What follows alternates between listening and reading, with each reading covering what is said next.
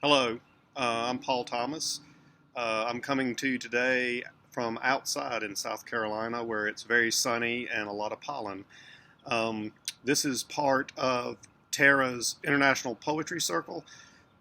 I've posted one before with a few poems connected to some other poetry, and I thought I'd do that again today. I'm going to share my newest poem and then a related poem by Margaret Atwood. And in the social media links, I will include a song by Michael Stipe and Natalie Merchant called Photograph, so that you can see the connection among all three. So the first poem that I'd like to share is titled Wisteria, Like a Photograph. This comes from my nephew Tommy, who has been scanning family photographs, and I found several of my mother, and this is the relationship to the poem itself. I am so tired I can barely lift my arms. I struggle to carry myself from one moment to the next. There are two photographs of my mother lying in the sun, both dated July 1971. She is so rail thin I fear she could not stand or lift a finger if needed.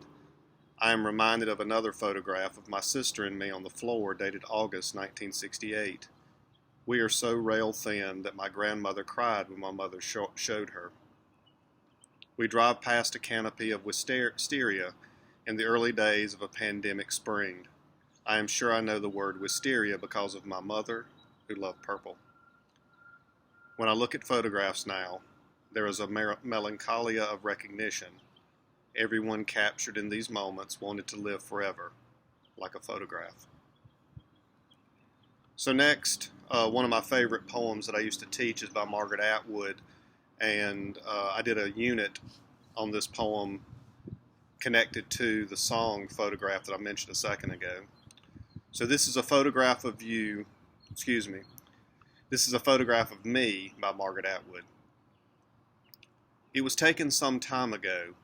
At first it seems to be a smeared print, blurred lines and gray flecks blended with the paper. Then as you scan it, you see in the left-hand corner a thing that is like a branch, part of a tree, balsam or spruce, emerging into the right halfway up what ought to be a gentle slope, a small frame house. In the background there is a lake, and beyond that some low hills. The photograph was taken the day after I drowned. I am in the lake, in the center of the picture, just under the surface. It is difficult to say where precisely or to say how large or small I am. The effect of water on light is a distortion. But if you look long enough, eventually you'll be able to see me. Thank you.